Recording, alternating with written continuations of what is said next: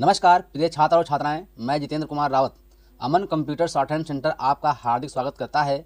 जो छात्र और छात्राएं सिंह प्रणाली शॉर्ट हैंड पूरी किताब पढ़ चुके हैं और उस किताब के मैटर की भी शॉर्ट हैंड डिक्टेशन स्पीड बना चुके हैं और उन्हें अधिक शॉर्ट हैंड डिक्टेशन स्पीड बनानी है तो संपर्क करें, क्योंकि हमने रामधारी गुप्ता की किताब में से 203 पेज डिक्टेशन के लिए हैं, जो प्रत्येक पेज में 400 शब्द हैं, जिनका डिक्टेशन 60, 80, 100 व 120 शब्द प्रति मिनट की स्पीड से 400 व 800 शब्दों पर दिया गया है।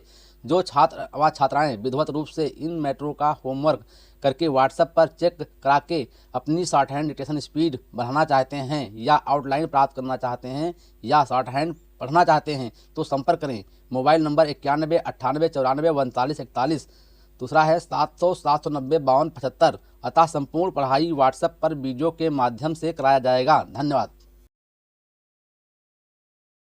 Start.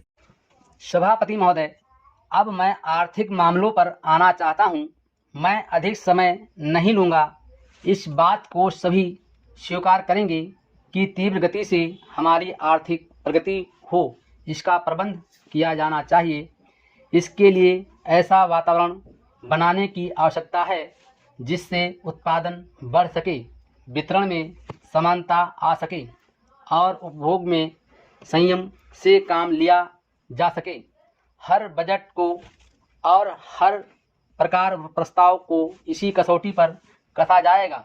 यथा क्या उससे उत्पादन बढ़ता है, क्या वितरण में समानता आती है, और तीसरी बात यह कि क्या हम देश में ऐसा वातावरण बना सकते हैं कि लोग जितना कमाते हैं उतना खर्च ना करें, उसमें से बचाए और उसे राष्ट्र की समृद्धि में लगाएं। अगर इस कसौटी पर सरकार की आर्थिक नीतियां कसी जाएं तो मुझे लगता है कि उसमें पर्याप्त सुधार की गुंजाइश है। मैं वित्त मंत्री की कठिनाई को समझ सकता हूं। विकास की आवश्यकता अधिक धन की मांग करती है। राज्य सरकारें अधिक कर लगाने के लिए तैयार नहीं हैं। वे केंद्र से कर्जा लेकर अपना काम चलाना चाहती हैं। वहाँ कोई वित्तीय अनुशासन नहीं है। यह सारा बोझा केंद्र को उठाना पड़ेगा और केंद्रीय सरकार कठिनाई में पड़ेगी। इसलिए मैं समझता और सुझाव को दोहराना चाहता हूँ कि राज्यों को इस संबंध में निर्देश दिया जाना चाहिए। संविधान के अंतर्गत केंद्र इन राज्यों को निर्देश दे सकता है कि वो अपने साधनों के अंतर्गत अपने खर्च को चलाएं। केंद्र के कर्ज पर निर्भर नहीं रहना चाहिए।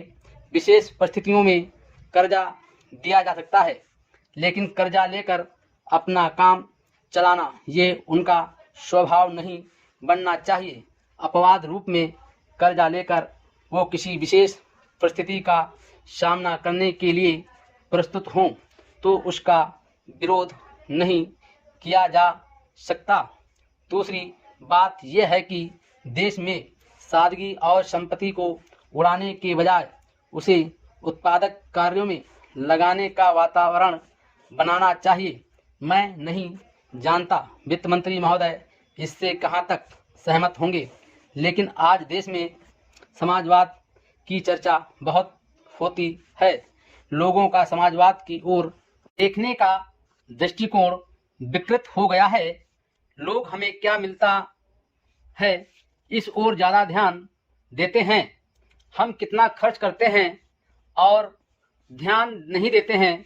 समाजवाद बिना संपत्ति की अभिवृद्धि किए और बिना उसके समान वितरण के नहीं आ सकता। हमारा देश कृषि प्रधान देश है। Full stop.